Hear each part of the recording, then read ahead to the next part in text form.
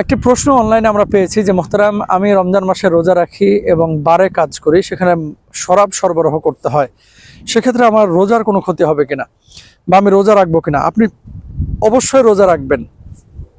বারে কেন, ব্যাংকে কেন, অন্যান্য যে জায়গাগুলোতে হারামের সাথে সম্পৃক্ত কোনো বিষয় থাকে, আপনি হয়তো বা জীবিকার তাগিদে ওখানে চাকরি করতেছেন, শরিয়া সেক্ষেত্রে আপনাকে যে পরামর্শ দেয় বা উৎসাহিত করে যে বিষয়টি, আপনি বিকল্প পথ পদ্ধতি, বিকল্প আয়ের উৎস খুঁজেন। যতদিন আপনি না পারছেন ততদিন আপনি কাজ করতে পারেন অনিচ্ছা সত্ত্বেও, মানে বাধ্য হয়ে আপনি ওই যে তিতা ওষুধ যেরকম খান আর কি, ঠিক আছে? এরকম যদি হয়ে থাকে আপনি কাজ করতে পারেন সাময়িক সময়ের জন্য, কিন্তু নিয়মিত আপনি অবলীলায় হেসে খেলে এখানে কাজ করে আপনার দিনাতিপাত করবেন, এগুলো ইসলাম পছন্দ করে না। এখন আসেন রোজার বিষয়টা, যে রোজা আপনি রাখবেন কিনা। আপনি রোজা রাখবেন অবশ্যই, এবং এখানে যে কাজ করছেন এই কাজটা হচ্ছে আলাদা সেগমেন্ট, এটার জন্য আলাদা হিসাব নিকাশ, কিন্তু রোজা আপনাকে রাখতে হবে। অনেকে বলে যে হুজুর সিনেমা হলে কাজ করি, অনেকে বলে যে হুজুর আমি তো বারে কাজ করি, আমি ব্যাংকে চাকরি করি, তো আমি রোজা রাখবো কিনা? না, আপনি রোজা রাখবেন। আপনি রোজা রাখবেন, কারণ কুতিবা আলাইকুম সিয়াম বলে আল্লাহ তাআলা প্রত্যেক মুসলমান নর নারীর উপরে রোজা ফরজ করে দিয়েছেন।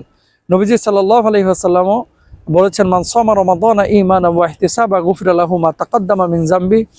যারা ঈমান ইহতিসাবের সাথে রোজা রাখে, আল্লাহ তাআলা তাদের জীবনের গুনাহ খাতাগুলি মাফ করে দেন। আমার কলিজার টুকরা ভাই এবং বোনেরা, প্রত্যেকে রোজা রাখবেন। যদিও আপনি হারামের সাথে জড়িত থাকেন, এই হারাম থেকে বেঁচে থাকার চেষ্টা করেন।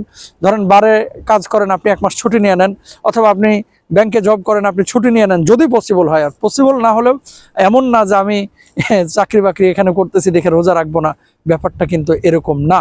তবে রোজা রেখে আপনি যদি এই কাজগুলো করেন, নবীজি বলেছেন কি বলে, রুব্বা সাইমিন লাইসা মিন সিয়ামিহি ইল্লাল জু। এমন কিছু রোজাদার আছে যাদের রোজাটা আসলে ফজিলতের ক্ষেত্রে কোনো কাজে আসে না। তারা কারা?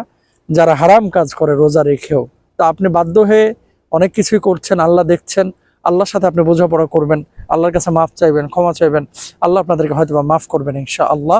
তবে এগুলো চেঞ্জ করা আমাদের দরকার।